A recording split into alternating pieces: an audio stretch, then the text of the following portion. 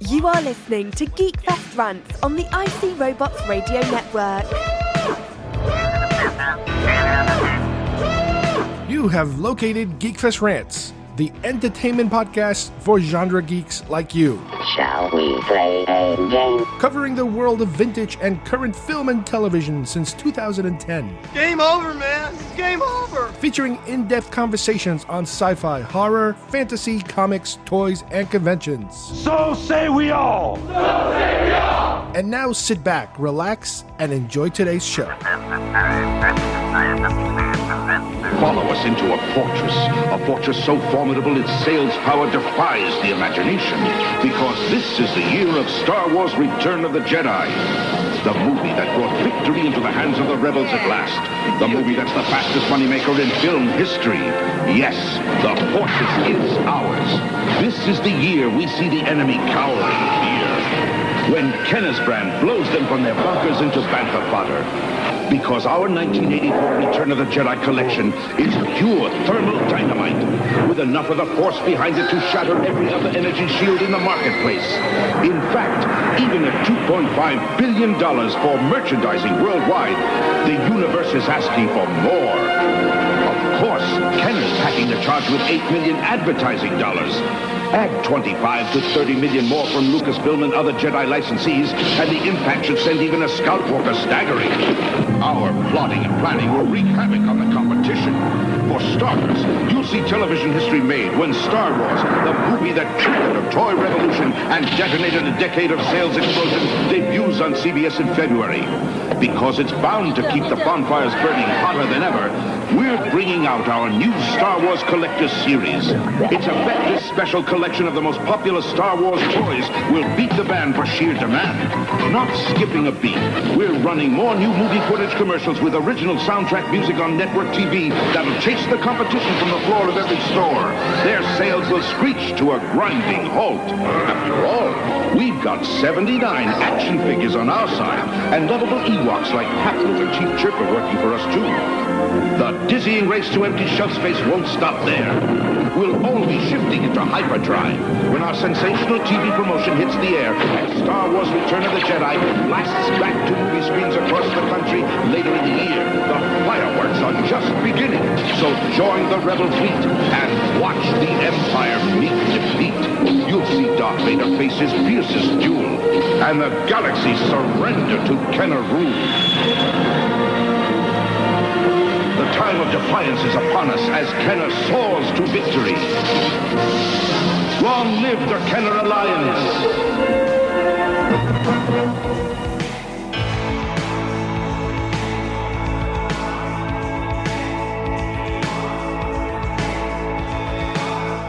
Hi everybody, and welcome once again to GeekFest Rants. My name is Carlos Perron, and today we have a pair of collecting stories for you having to do with Star Wars and then everything that's genre related, in my life. For the Star Wars side, we're going to continue with the Kenner line, but because we already exhausted all the lines that were out there and even the Misfit toys that, we included the last time we talked about this time we're going to go and talk about a proposed line of Kenner toys, action figures, and ships that once the line had ended, Kenner themselves suggested to Lucasfilm that they would like to continue manufacturing. They went as far as to create some prototypes, some designs, some sketches, but unfortunately the line never got off the ground. As you guys probably heard in our opening video, Kenner was really making lots of money. The audio you just heard from the video that I just played is probably one of the last ones that is available out there on YouTube, because every year Kenner would promote, their product through these marketing videos to show potential buyers, what an amazing product they had and how much money they were making and how much money that the marketing, the promoting of these particular products was being handled, not only by Kenner, but also by Lucasfilm and all these different outlets out there. Whenever the films would be aired on television, how much money they were going to pump into that too. So it's a way of demonstrating to buyers, how much strength this product has. Now, you and I know that by the time that these things are airing, the product is starting to decline. The numbers are not as great as they were, but it is still serious money that's being made. And unfortunately, they only had another wave to go before they kind of called it quits, with these videos that were being presented for marketing purposes. So one of these last hurrahs in terms of trying to generate some interest was this line that was designed to continue the post-Return of the Jedi line by inventing a whole new story and continuing in a form of EU in a way before there wasn't a real EU. A lot of the reference pictures that I'm going to be talking about, you guys can find them in the Star Wars Collector's Archives. Look it up on the internet. It's theswca.com. And if you dig through those archives, there are so many of these pictures available of what could have been, what almost got made that didn't, and, this potential line that never really made it anywhere. Then, after that, we are going to talk about a project that I built recently for my genre collecting interests, and it's basically a road sign, the type of road sign you would see maybe at a beach that shows you what direction to go here, left or there, right there, this city there, that city there.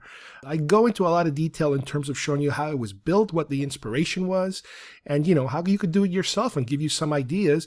And I'm going to obviously put some pictures there for you to be able to see what the finished product looks like. And it's the type of thing that you might want to shop around and get one of these depending on it, but it is something that is so personal in terms of your particular interest that one of the best ways to do it, which I found out, is to just do it yourself. If you have some beginner or intermediate carpentry skills, it would help. It takes a little time. It will take a few weeks to do it a little bit at a time, but the end product is something really fun that, especially for a geek nerd family like mine, it's something that everybody was able to contribute to by giving me, everybody's different interests and combining them into this particular project. So it's a nice little, do-it-yourself kind of project that you could involve the whole family with. So let's get started with the Kenner 8586 line that never was.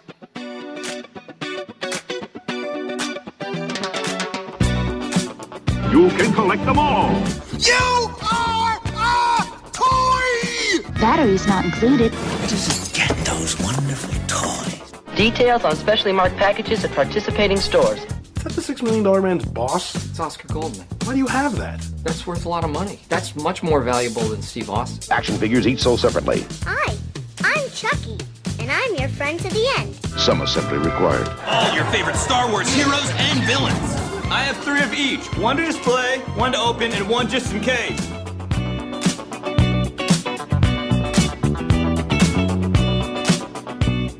All right, we're back with our favorite Star Wars toy line, and that is the Kenner line. The original Kenner action figures. We've, in the past, discussed the entire action figure line from Star Wars to Return of the Jedi, and we went a little beyond in terms of talking about all the misfit toys that are associated with that line. Toys that, for example, fall under the creature or droid or even character category, that were figures and that were not necessarily carded, creatures that were more or less, figure size, some of them, not all of them, but things that kind of fall under the basic character collection, if you will. If a Cantina creature is considered a character, why wouldn't the Rancor be considered a character? But obviously you can't card a Rancor, you would have to sell him in a box, but he is also not part of the action figure line wave. So we had an episode that kind of included all those little misfits into one big show. What we're doing today is we're looking at, and this probably will be our final Kenner related, Star Wars piece. We're looking at the post-Star Wars era, meaning that once it was official that they knew for a fact that the Star Wars movies were done, once that 1985 line came to an end, Kenner proposed continuing the line because obviously they were still making money, not as much as initially, but they were still making money and they would have liked to continue making money. So what Kenner did is they proposed an entire new wave of new and kind of old figures, if you will, to continue the story. In a way, they were kind of pitching their own EU section here.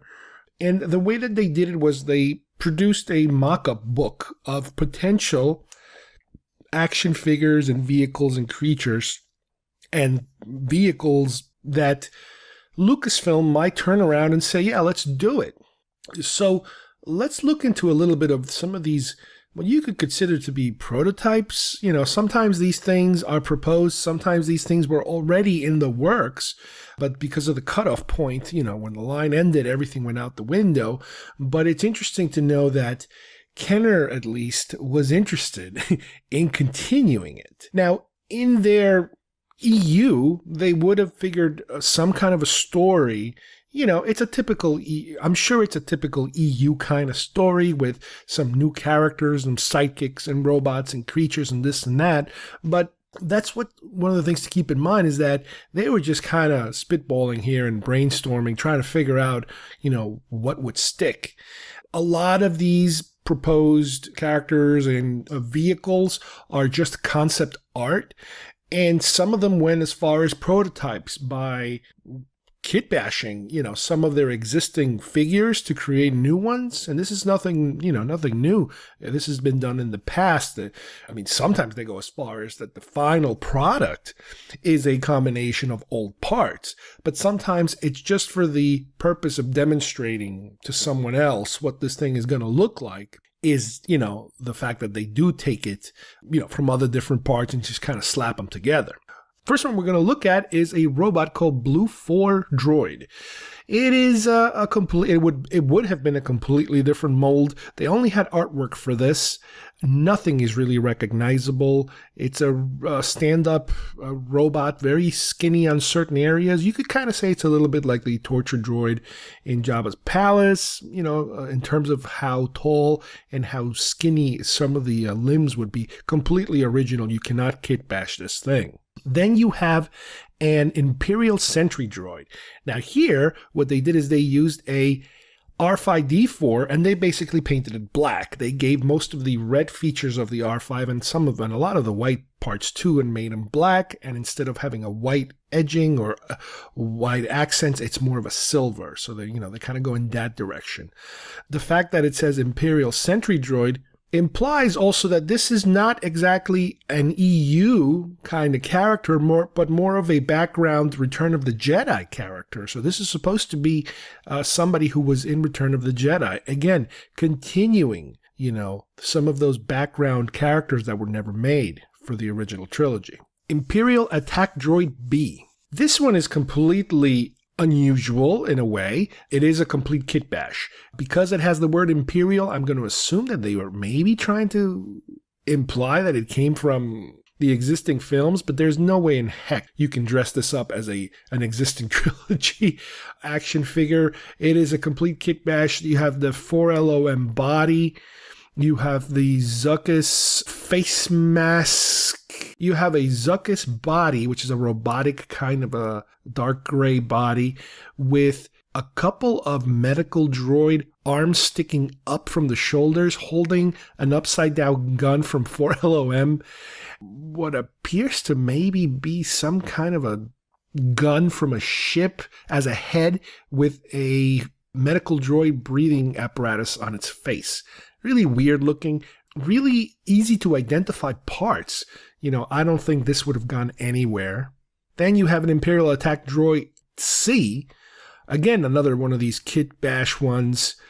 This one seems to have a couple of parts from FX7. It's kind of like an astromech, if you will, but it's got a ton of like missile launchers and guns and small rockets on top. Really awkward looking, weird brownish, you know, almost like a copper color.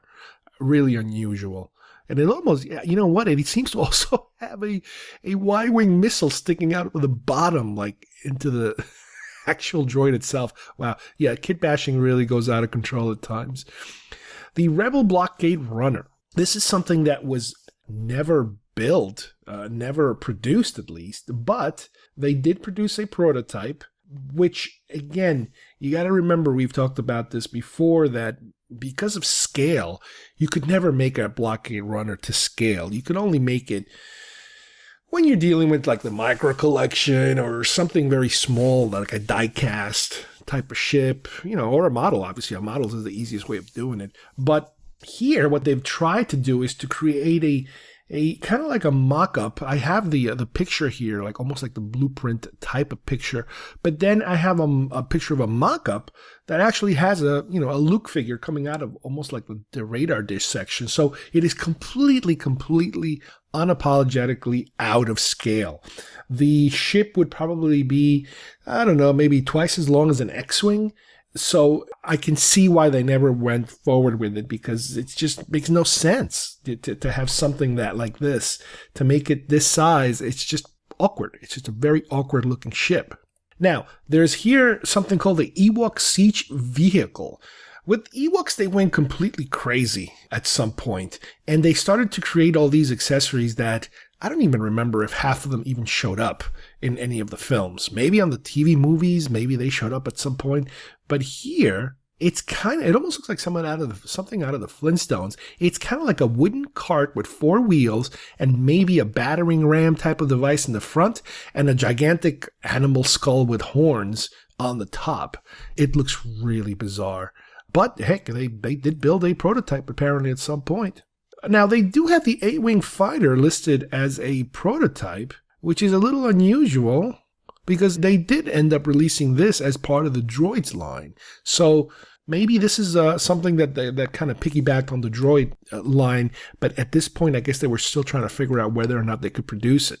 Same thing with the Tatooine skiff vehicle. This was actually released as part of the final Power of the Force line, and I guess at some point they were trying to convince them to do that, and they did, which is good. The Skyhopper. Well, here's an interesting one, because the Skyhopper was eventually made way later. I actually have one here. But apparently Kenner tried, to talk him into making one. And at the time of this particular presentation, they were using one of the old Joe Johnston sketches, as a reference point, which is unusual because if you think about it, a model of it exists. It was used in the movie that's been photographed, but I guess for action figure purposes, you would need to simplify it a lot more. Size-wise, you would need to reduce it quite a lot more for it to be able to fit an action figure inside. The Land Speeder. There's a picture of the Land Speeder in this particular presentation, and I think they only use it for reference because they are also trying to pitch a couple of other Land Speeders. So what you do is you have this new Land Speeder, which is kind of like the old one, except it's a slightly different color. The jets are positioned slightly different, and it has additional jets on the middle fin. So this thing has a total of like 4 jets. It just looks like a very souped up Land Speeder. They have a picture of a secondary Land Speeder called the XP-38, which is completely different. It actually looks a little bit like one of those Land Speeders that you see in New Hope, kind of riding around in the background, which it doesn't have an open top. It's not a convertible Land Speeder like Luke's, but it's kind of like an enclosed, I guess they call it like the family vehicle. But here you have a profile image where the driver is kind of inside, with what appears to be a clear top so you can see who's inside. And it doesn't have such a roundish, engines. They're more, squarish, more angular looking. The presentation also has the Snow Speeder. And again, I think they only put it in there for reference because then it is followed by the Sand Speeder. Now, the Sand Speeder is super interesting because if you look at it, it looks just like a Snow Speeder, except it's more of an orangey color. It's got more prominent guns in a lot of the areas, and it has a couple of additional fins off to the sides. Now, if it's called a Sand Speeder, I assume it's because it's going to be used in some kind of a sand environment. Now, here's where things get bizarre. Very recently, Lego released a Sand Speeder set, which includes a Sand Speeder and looks like a moisture evaporator, but forget about that. That's not important. The Sand Speeder is identical to the Lego they released. Now, the Lego, you're not going to find it anywhere near the packaging or any description of the Lego saying that this is an homage, let's say, to this particular prototype that has been running around. But if you look at it, they really did an excellent job trying to recreate it. I mean, it's not piece by piece the same. It is pretty close, but there is absolutely no way in hell that this is not supposed to look like that. What I'm holding here, like I said, is the Lego version. It's not as orange as the prototype that we can see in these archives. And it does have some pieces that are slightly different, but there is absolutely no way that you can separate these two and say, oh no, this is just a coincidence, or no, this is supposed to represent something else. This is exactly what it was, and this is exactly what it is. And it's really interesting that somebody, went to the trouble of going back, I think, and kind of mining for information here, to create something new out of something very old. The Rebel SRV-1 Scout and Retrieval Vehicle. This is kinda like a snow thread truck transport, let's say. It's got a cab in the front. It's got guns on top of the cab, let's say. It's got these huge snow threads underneath, and the back is an open transport area, like a tow truck, let's say, or a flatbed. A flatbed, that's a better one. And in the pictures that they have, that they took from the prototype that they built, it's supposed to be for Empire Strikes Back, and the way that they use it, in the example here of all these pictures, is that you're supposed to be able to, because it has a hook also with a line running through it, in the flat top section, you're supposed to be able to kind of grab a disabled snow speeder from the rear, or maybe we're using the harpoon. No, it actually has a hook. I can see the hook, and pull it into the back of the vehicle. The vehicle sides, they kind of fold down so that the flat bed is completely flat without any sides.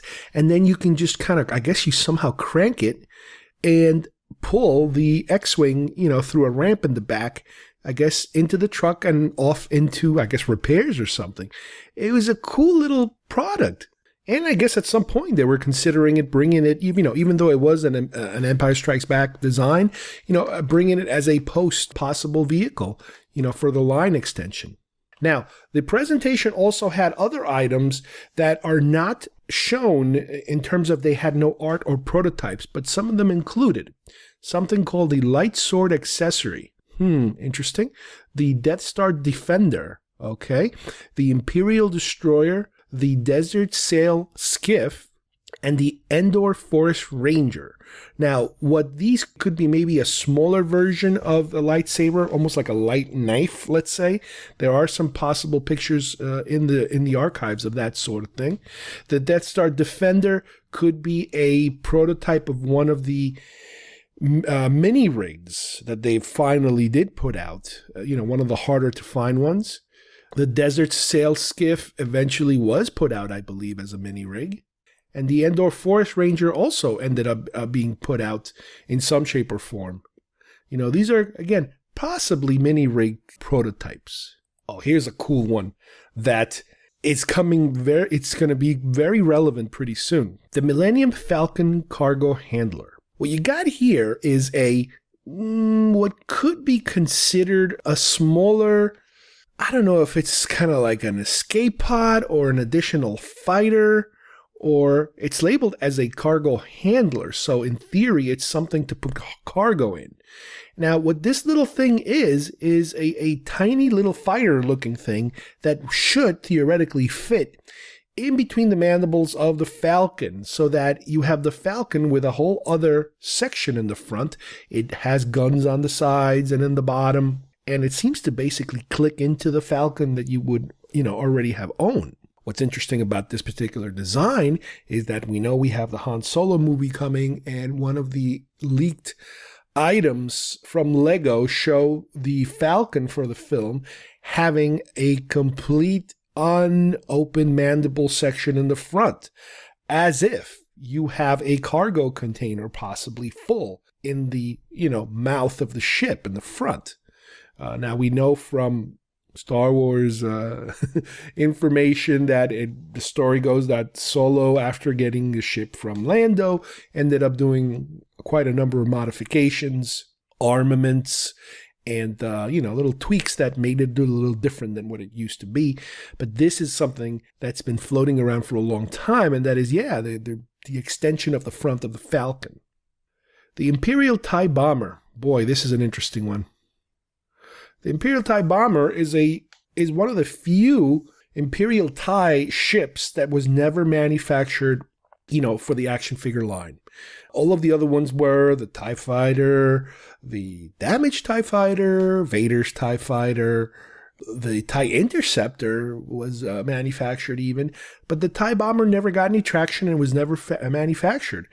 So here's an opportunity, I guess, that they were thinking, well, you know what, we have one TIE variation left that appeared on screen, let's give it a shot. So that would have been an interesting one to put up. The Imperial Sniper Fighter. This is an interesting little ship. I believe, again, this might have been a mini rig, an eventual mini rig. I don't know if it ever made it to anything, but it kind of looks a little familiar. It's a one-man fighter, very small. Again, this is mini rig territory. Okay, we also have a picture of the AT-AT, the traditional Empire Strikes Back AT-AT, and I think it's there just for reference because following that picture, you have the Imperial AT-IC, all-terrain ion cannon. All right, now, this is something that's going to be pretty familiar to a lot of people. What they did here is they took an AT-AT that is normally painted gray, and they gave it a slight orangey wash to it. I don't know if that's supposed to imply that it's in a sand environment. Don't know. Possibly. Because you do see some stormtroopers, and they're completely white, so it's not like there was a problem with the picture. Now, what they did with this AT-AT is they basically cut out most of the top, the back of it, the top, if you think of it as an animal, as a dog, let's say, the top has been cut out, part of the sides have been cut out, and an entire back has been cut open. So you have this big chunk missing, from the back, from the top through the back of the AT-AT. And inside, sticking out of the AT-AT, is a gigantic gun. Now, this is called the Imperial AT-IC, the ion cannon. So basically what they're implying is that they put a cannon on an AT-AT, and the cannon is facing towards the back of the AT-AT, not towards the front, towards the back, which is kind of unusual. And to me, it always looked bizarre. It always looked like, why would you do that? It's so obviously somebody who cut a hole in it and put another toy on top. Well, if you think about it, they kind of started messing with these concepts not too long ago. Rogue One, for example, featured these AT-ATs that had these removable sections in the middle for cargo holding. So it would basically be an AT-AT where the center section of the body would come right off and you would deposit it and then go get another one and bring it back and forth and back and forth. Then on The Last Jedi, they had, I think they call them the Gorilla AT-ATs, which were the ones that are, super monster size, and there's, more armaments, and they do have this gigantic gun coming out of their top, except it is facing forward, but it doesn't have this entire open area like it does on this particular picture for this particular prototype. So again, as ridiculous as these things seem at times, they do come back. There are times where people just come back to them for inspiration, I think, and end up actually using some of these designs. In the notes here, and again, not listed with pictures or designs, they do have a note stating that there's a bantha in the works here. So that would be an interesting, again, talking about creatures, what we did before. Here's one that they never originally touched. I guess it would have been too difficult at the time to work with so much hair and fibers and leather and anything like that. I don't know if that's what they would have done in this case. I don't know if they would have just molded it completely in plastic. But it is interesting that they were actually thinking about that. And they also have something called the Imperial Outpost listed as a playset, which I have no idea what that would look like. That is an interesting concept there. There's something in the deluxe vehicle section called the Annihilator, obviously some kind of bad guy ship or something like that. And some of the other ones we talked about before. There's an Apex Invader, the Imperial TIE Bomber, Rebel SVR-1, that's the snow speeder pickup vehicle, and the Skyhopper, we got those. Then on the low-end kind of vehicles, the DS2 Droid Skimmer, I think we talked about these, the XP-38 Landspeeder, the Falcon Cargo Holder, the Rebel Skinner Fighter, and the Imperial Sniper Fighter. Those we all talked about already. Now, as far as figures go, they actually did go as far as produce some prototypes and actually put out some art also of some potential stuff. One of them called the Mongo Beefhead Tribesman. These names are unbelievable. And it's a Kit Bash figure. I've seen many people do customs of these, and they come out pretty good. All the pieces are, you can find them somewhere. Let's see. The arms are from Hammerhead. The body and the head are from Squidhead. And the chest harness is from 4LOM. What they did with the head of Squidhead is they used the joint where the neck would be. That would be the face of the creature. And the tentacles would be kind of like the hair. So you took what it is, they took the head, they flipped it up. And that's how they kind of created a new creature. And they just kind of stuck 2 eyes on that area. It's really bizarre looking. But it's one of these little iconic things that collectors are like, oh, I remember that. Here's a great one that harkens back to the Power of the Force line.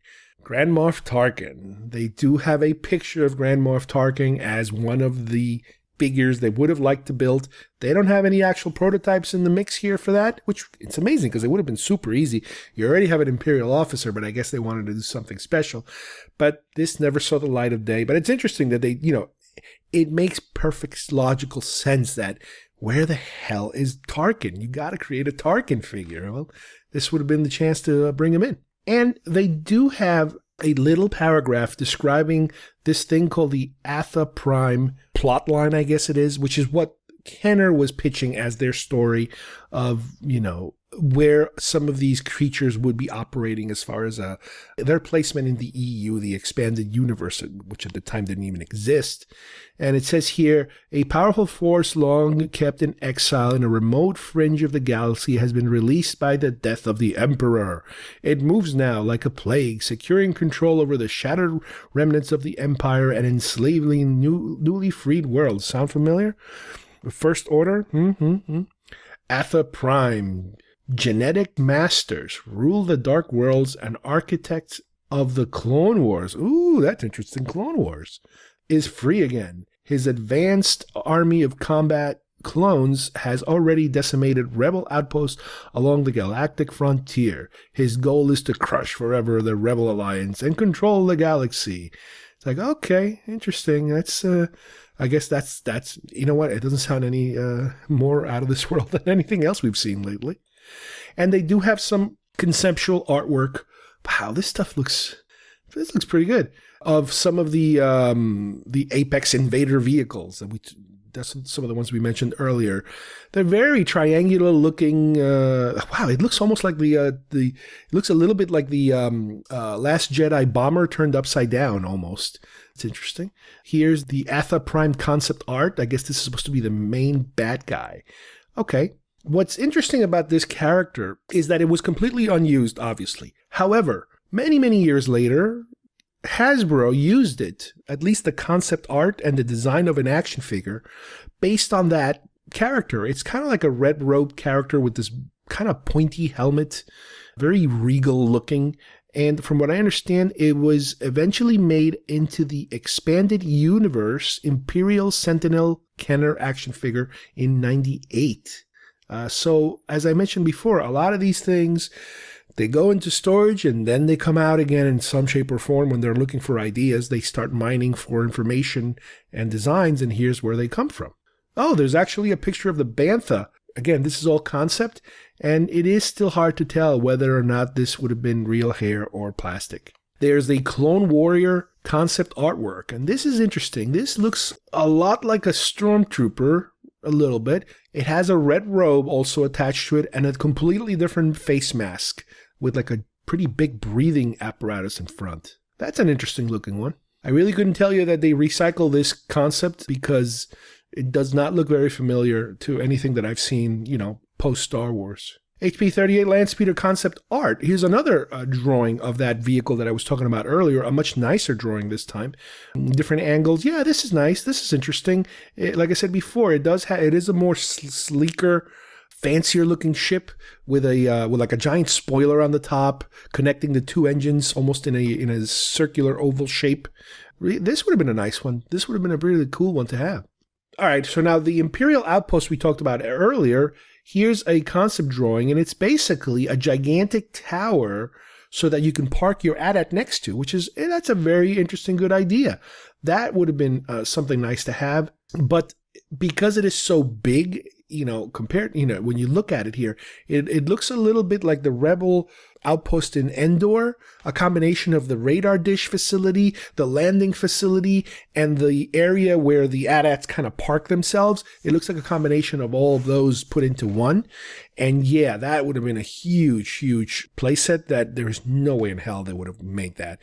Too expensive, and they probably wouldn't have sold enough of them. But it is neat looking.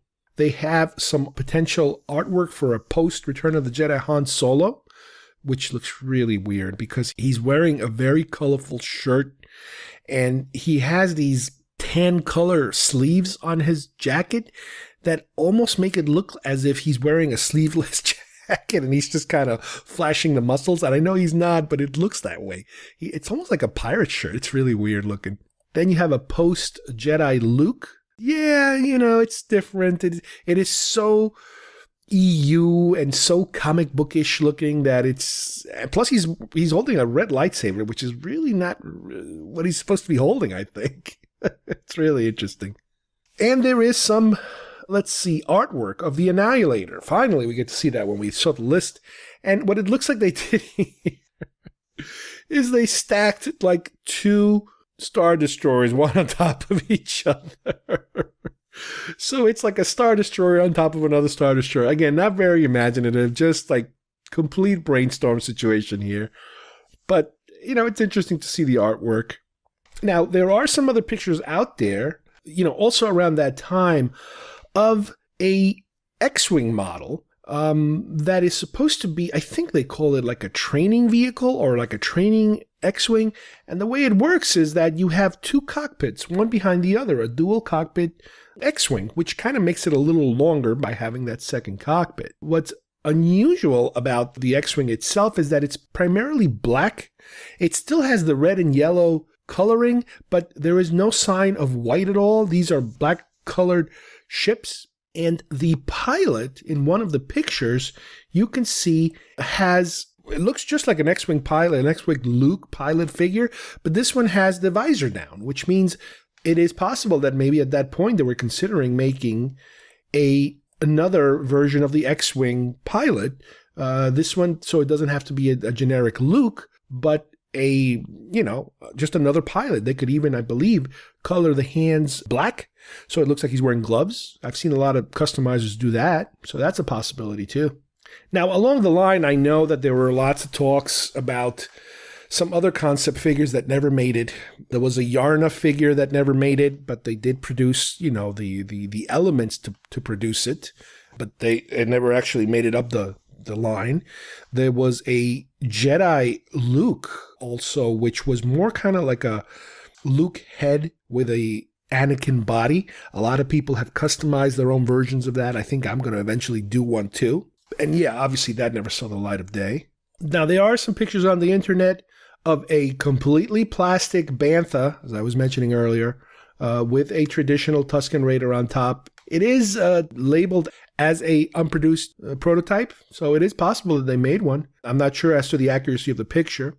Now, what you'll also find on the internet is a lot of pictures of existing mini rigs and the prototypes that led to that specific mini rig. So yeah, there's a lot of stuff like that too. That is not necessarily something that would have continued the line, but it's stuff that led to whatever it is that you have towards the end of the line. There is also the different Wookiees. Again, those might have been customs, but they do show up sometimes when you do a search.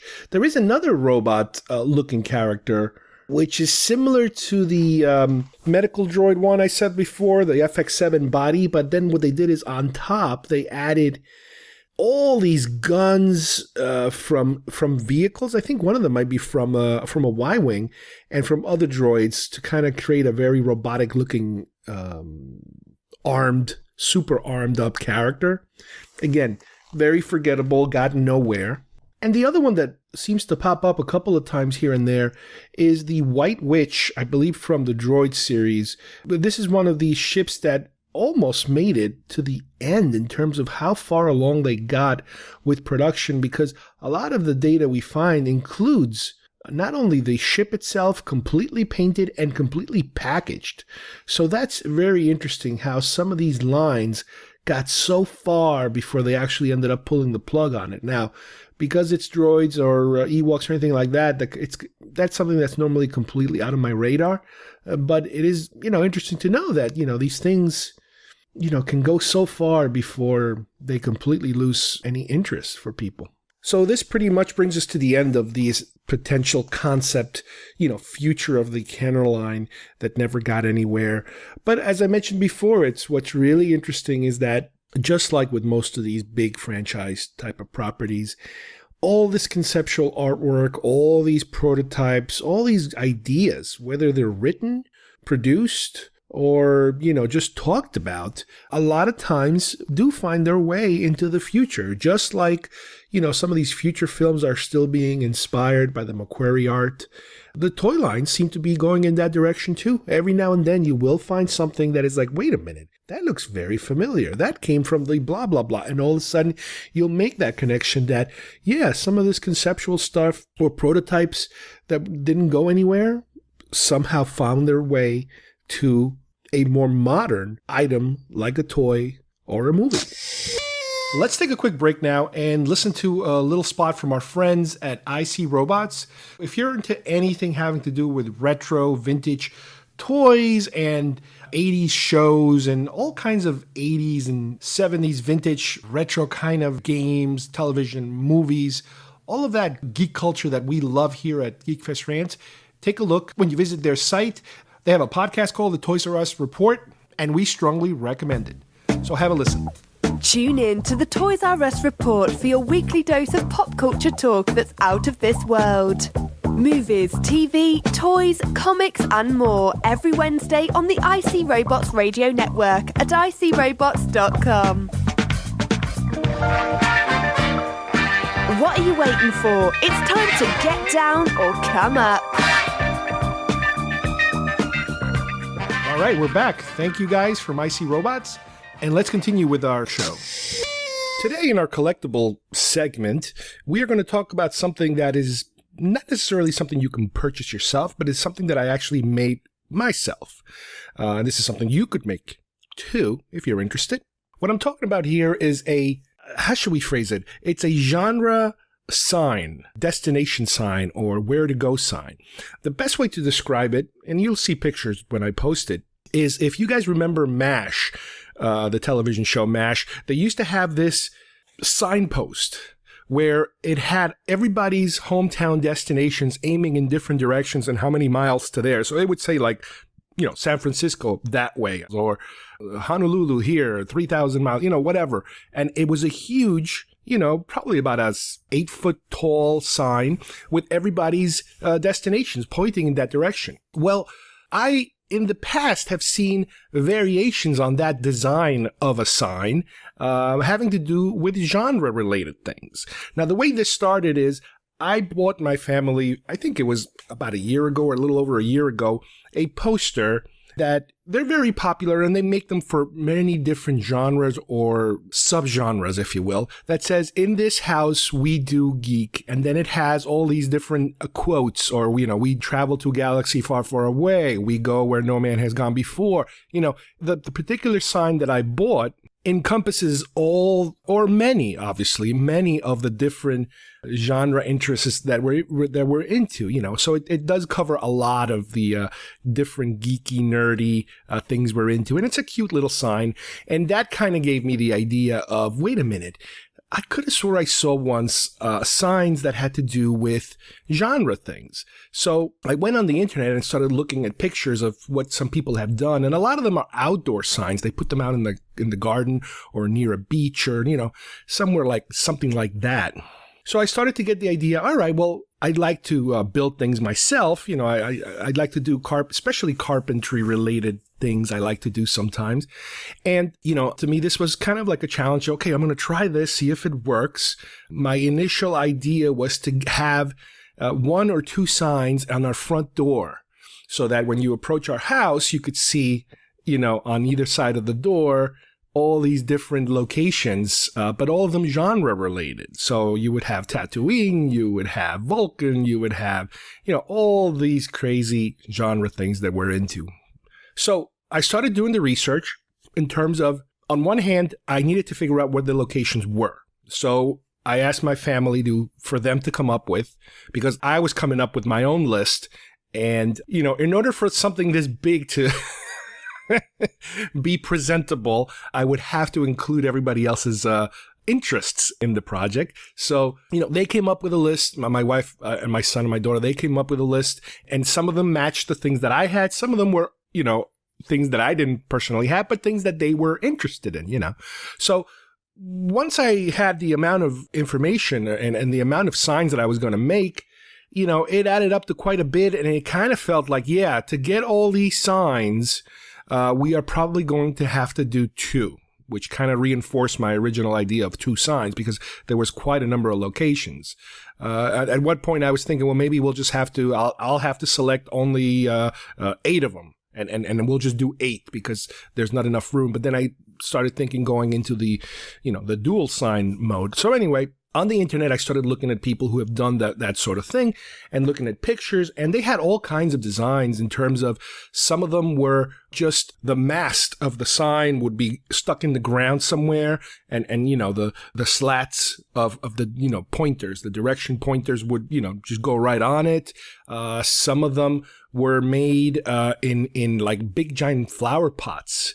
So the flower pots would be filled with either rocks or cement or something, and you would put the stick in there too. Some of them would be kind of like a coat hanger stand, where you have an X-shaped foot made out of wood in the bottom, holding it up so you can put it indoors somewhere. So there were a lot of different options. So I started researching, and also the slots, the actual pieces of wood where you would write down the information of the destinations. Some of them were very plain. Some of them were plain, but maybe with a slight point, so that would point in a certain direction. Some of them were made with like driftwood, so it looked like the wood was like cracked and torn, and it has been, weathered quite a bit. So again, there were many different options for that. So the direction that I went was, I went for the coat hanger style, which is the one with the X in the bottom holding it. And the signs themselves, I really like the driftwood look, but it would have been very, very hard, first of all, to find that kind of wood and to be able to draw on it somehow, to put that information. The other thing to keep in mind is that I wanted the information on the signs. Like, for example, let's say if you're using Vulcan, which is one of the ones I used, I wanted to use a Vulcan font looking thing, as close as possible to either a poster or some kind of a reference material that makes it kind of look like that. So I quickly decided on a plain, flat surface for the signs themselves. So when I went shopping, I bought, because I was, again, in this dual mode, I bought 2 of everything. So I got enough wood for 2 stands, 2 foot, that X-shaped foot part of the stand, and all the screws needed. The slats, I got pretty, I would say, medium grade wood, because I wanted something very solid, very plain, with not a lot of notches on it, because I'm going to be drawing on this. So I would say that, medium grade wood. For the stand itself and the feet, I got the low end wood stuff, because it would be completely covered. You wouldn't really see much of it, so it didn't really matter that much. So the other thing that I had to get and I had to figure out is how to attach not only the feet to the stand, but the slots, the actual signs to the stand. And one option, obviously, that a lot of people do use is just to put a screw right through the wood from one piece of the wood into the other and just screw them on. I decided against that because I didn't want to, number one, see the screws, and I didn't want to have to paint over the screws or have to draw around the screws to avoid the screws. And because I was going to put this outdoors, I didn't want those screws to get worn and rusty and then, having to take them out and replace them every now and then. So instead, what I used is, if you go to the section in a Home Depot or a Lowe's, for example, where they have obviously lumber, and there's usually a section where people have these metal attachments for when you're building a deck, where you can kind of take these metal, I don't know what you can call them. They're kind of like L-shape brackets, and sometimes they're U-shaped brackets, and all types of brackets that hug pieces of wood, planks of wood, so that you can then screw them onto another piece of wood. Well, if you go there, they have ones that are small enough for the size of what I was working with. So I was working with about an inch or an inch and a half pole. So they do have these that attach, to that pole, and then have these flat T-shapes at the other ends where you can then attach another piece of wood to it. So that's what I used. This way, the face of the sign has no screws seen. All the work is being done behind it. So that's kind of neat to be able to do that. And for the legs, the cross-section legs in the bottom, same thing. They have special attachments that you can kind of connect all these legs individually to the post. And then you have that basic shape now without having to go too much between one piece of wood and another piece of wood. So I brought all that home and I started doing some basic coloring to it in terms of this is raw wood basically that you're dealing with. So for the stand itself and the legs, I gave it a wood finish color, kind of like, again, a medium kind of color, not very dark, not very light, but enough so that the feet and the pole match. This is after I assembled it, of course. But then one thing I noticed, once I assembled it, I noticed that it was still a little wobbly. That this is a structure that's about maybe 7 feet tall, maybe close to 8 feet tall.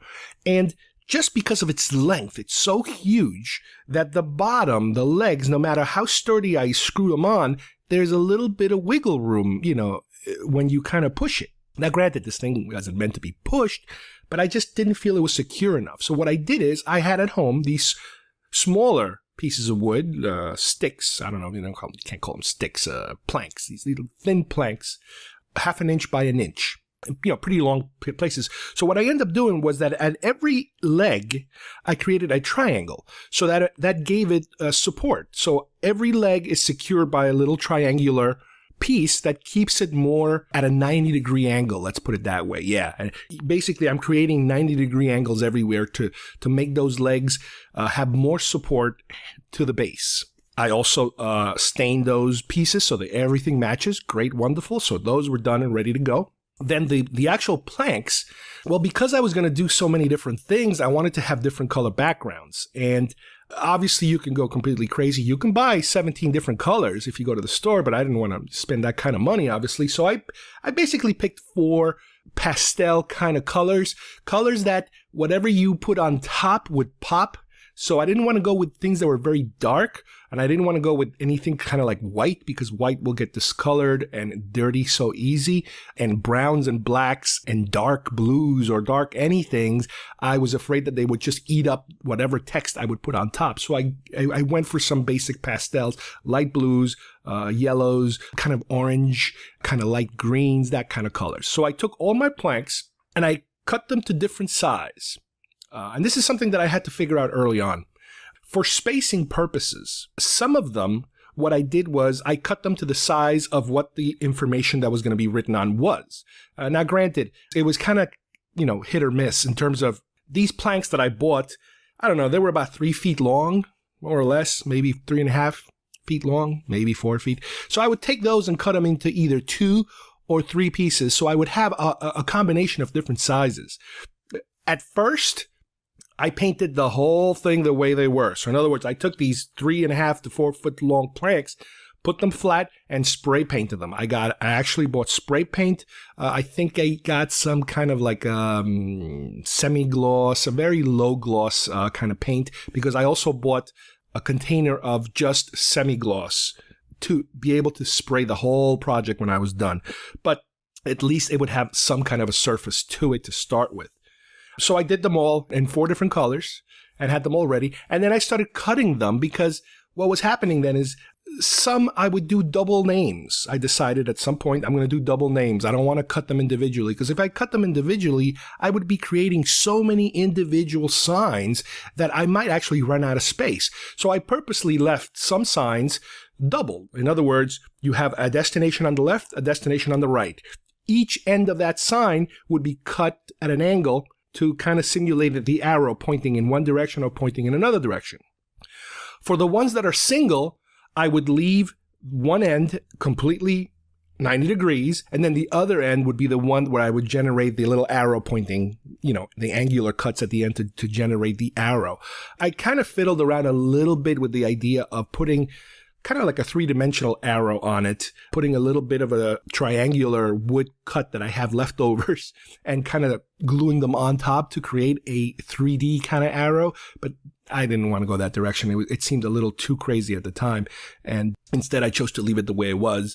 So yeah, after that, after you cut them, you have to then recolor, those cuts that you made. You have to insert the color. So, the spray paint, I have to spray into a cup and then be able to use it because it was a spray paint. I didn't want to mess around with it too much because a lot of this actually happened after I put the art.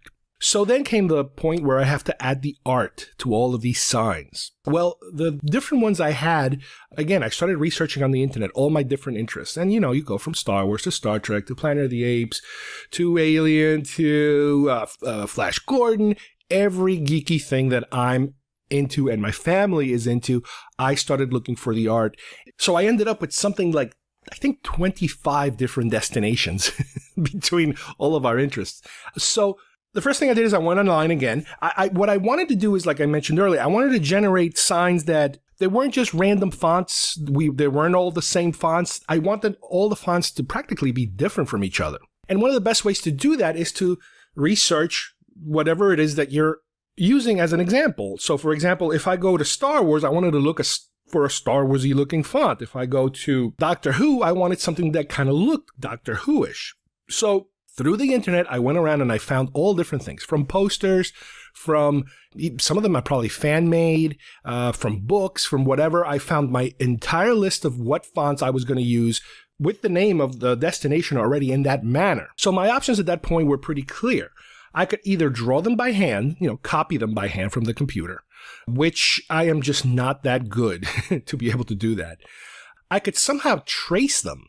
And tracing is difficult because, yes, I could print the name of something from a computer, from a shot of the internet. Okay. The problem is that once I print it and I put it over that piece of wood, it most likely is going to be the wrong size. I needed to be able to manipulate the size at will to make it bigger or smaller depending on the piece of wood that I'm using. So the tracing option also was a little difficult to do. I would have to print this thing in like 10 different sizes to be able to then pick the right size. So then I remembered a long time ago when I was, let me think, maybe I was about 10 or 11 years old. I did this painting for school, and the painting consisted of the Statue of Liberty. Now, I couldn't draw it freehand because I wasn't that good. I'm still not that good, as an artist in terms of drawing. So what I figured out was that if I took a little model of the Statue of Liberty, which I had a plastic model because I remember I had visited the Statue of Liberty and I guess I must have bought the model at the gift shop. The model was about a foot tall, let's say. So if I took the model and I placed a light behind the model, like a lamp, like a little spotlight lamp, it would generate a shadow on the wall of the outline of the Statue of Liberty. Granted, the shadow wouldn't be perfect, but it would be enough to get the more or less the proper dimensions of it.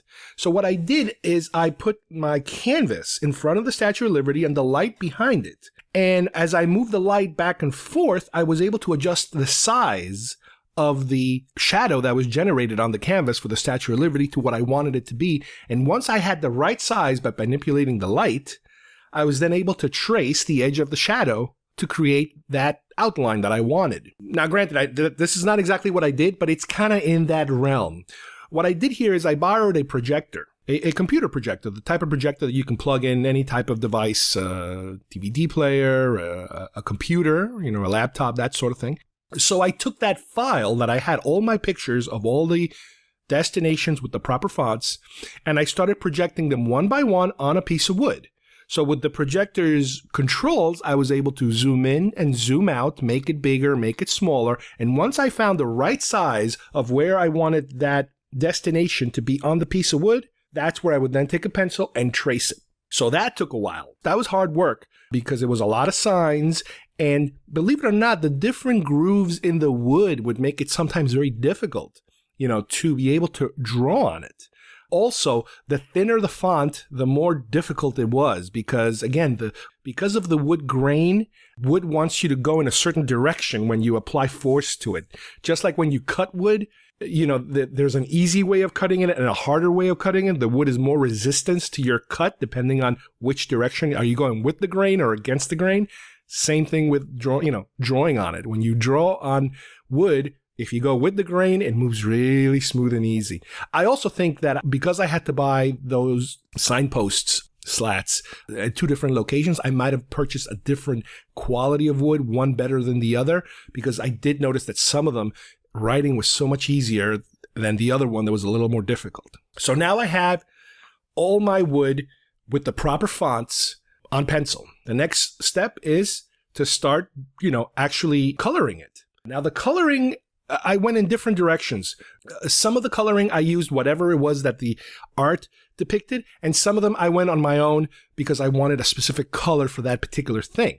So I used acrylic paints, cheapy, little $1, $2 acrylic paints. My daughter has a ton of them because she does a lot of arts and crafts stuff. You can buy them anywhere, Walmart, they're very cheap, very simple paints. So I was able to do that. And then what I also noticed was that one of the signs that I did, which was the Tatooine sign, the particular art that I was using for the OO in Tatooine, the OOs, what they did was they made the O's bigger and they're kind of out of frame with each other. They're slightly out of frame. And they're painted in 2 different colors to simulate the suns, the color of the Tatooine suns, the twin suns. And I really enjoy that. The fact that you have the name and some art that's also associated with the name. That was really cool. And I kept thinking how cool that was looking to me. So then what I started doing is for all the signs that I made, which the piece of wood had some leftover space, unused space, a little bit, not a lot, but a little bit of unused space, specifically in between the 2, the dual ones. When I have those dual signs in the middle where there's some dead space, what I did was I started researching some art to add that has to do with one of those 2 locations. Or some of the single ones, give it a little piece of art too. So I started doing that a lot. I have Amityville Island. I have a shark fin. Hawkins, Indiana. I have an Eggo waffle. Vulcan, I have the hand Vulcan salute. Gotham, I have the Batman signal. Grover's Mill, New Jersey, I have a War of the Worlds tripod ship. Moonbase Alpha, I have the Earth and the Moon. Pandora, I have the Navi eye with those little white specks on the nose. Mongo from Flash Gordon, I have Flash Gordon's lightning bolt sign from his shirt. The Grid from Tron, I have Tron's symbol, the circular symbol that he has. Gallifrey, I have a little TARDIS there. Middle Earth, I have a ring from Lord of the Rings. Anchoron from Aliens, I have a silhouette of an actual xenomorph. King's Landing, I have a sword. And Castle Rock, I have a red balloon. I have other destinations that I didn't bother to put any art because I either ran out of space or I couldn't think of anything. I have Ape City also. Oh, I have Cimmeria, which I do have Conan's victory medal. I have Narnia. Oh, I have Hogwarts with the lightning bolt, Harry's lightning bolt. I have Outpost 31, and I do have a drawing I made of the dog from The Thing. I have Caprica. I have Night Vale, which is one of my daughter's interests. I have Asgard, and I did draw the hammer, Thor's hammer. And I do have 221 Baker Street. So those are all my different options that I have and all the different things that I've drawn extra to it. Another thing that I did was that I wanted to create either a shadow or an outline. And the shadow seemed a little too difficult to do for everything because it would have been a lot of highlighting that I would have to do. But the outline was a little easier. What I ended up doing was at first I was trying to draw the outline with a brush because all this was done by brush. All the art, all the lettering, it was all done by brush, which is kind of hard. I had to wear, magnifying glasses and, keep my wrist really steady. But for the outline, because they were such thin lines, and it's very difficult to do a thin, steady line, I actually went and bought Sharpies. So whenever I was creating a black outline, I would use a black Sharpie, a regular thickness Sharpie, as long as it has a point. But for whatever reason, I had to go through so many of them because something in the paint would get caught in there and they would stop working, so I would have to keep switching them. But then I also bought these special paint markers, special paint Sharpies that either have a gold or a silver color to them. So I was able to use those on some other ones. This way you can generate a little bit of a different color to them, especially whenever I used very dark, blacks or browns for the lettering itself. I couldn't do black on black. I couldn't do black on brown. So I ended up doing gold on black or silver on black. So those kind of ended up looking really good too. So when this whole thing was done, put it all together, and I realized, my wife's looking at it and she's like, I really don't want to have two. Two is too many. And I did seem to have enough room. So I was able to kind of spread them all out on the same pole so that all 25 of them are on that one pole. And instead of putting them outdoors, we actually brought it indoors because it was kind of like, it looked so nice that I don't want it to get messed up outside. I don't want the humidity or the weather or the rain or anything to hit it. So originally it was supposed to be an outdoor decoration, but now it became an indoor decoration. We have it in the kitchen, which is where we have that other geek sign that I was telling you about earlier. Again, 25 is a lot of signs, is a lot of destinations, but keep in mind, a lot of them are doubled up. So it might be 25 destinations, but it's only 15 signs because, like I said, some of them are doubled up. I am going to include some pictures there for you guys to see it, but this is, this is something different. This is something if you're into doing crafts and your own kind of stuff, this isn't a one-day project. This takes a while.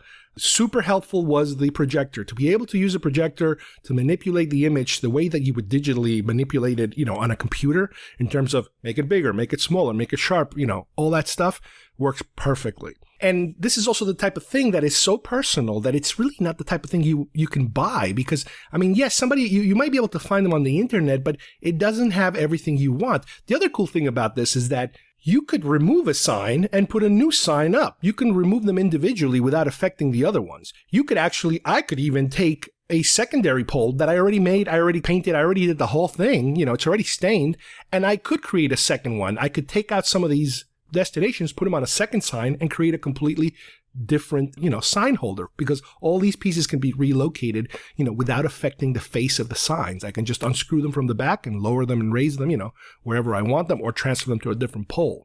And like I said before, the best thing about it is that it's completely customizable in terms of your particular genre interests.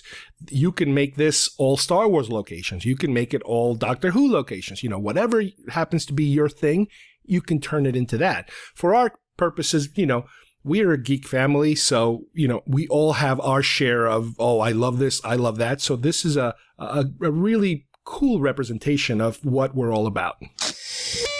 All right, well, I hope you guys enjoyed our two different pieces today. First, we had our Kenner 8586 line that was never manufactured, the one that was proposed to Lucasfilm that was basically rejected, and how interesting it is that nowadays the remnants of that line still seem to kind of sprinkle itself on future projects and toys and all types of different things that, they always say nothing gets thrown away, everything gets stored, and then eventually it might come back in some shape or form. Well, that is very true because a lot of this material that was used for this proposed line every now and then seems to kind of pop its head out, and all of a sudden the people that are into this sort of thing are like, wait a minute, I recognize this.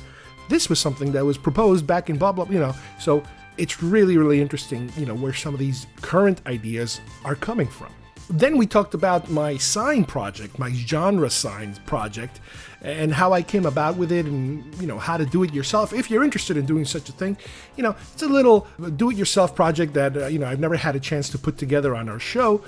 So I'm giving you guys the option of being able to, maybe you want to do this yourselves. It's the type of thing you can't really go and buy at the store, pre-made. You could buy it, but it might not have everything you want, and it might actually have stuff you don't want. So I found that the best way to do it is just to do it yourself. And if I can do it, I'm sure most of you can do it too. It's a very simple project, a little time consuming, but the end result is really fun, especially when you have a geek nerdy family like mine that are into all these different interests.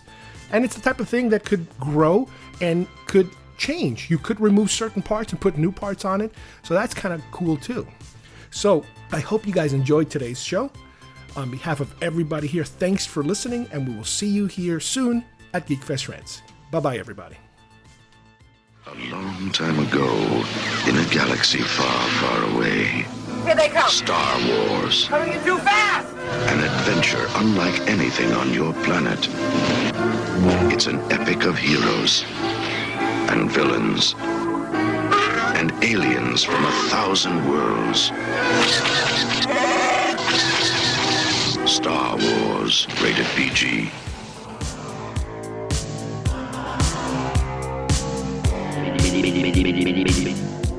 If you would like to subscribe to our show, send us messages, or see video links to some of the topics we talked about today, please visit our homepage at GeekFestRants.com or our YouTube channel, Facebook page, or iTunes at GeekFest Rants.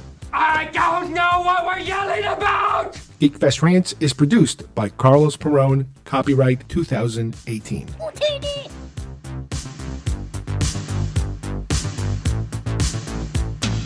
This broadcast is part of the IC Robots Radio Network.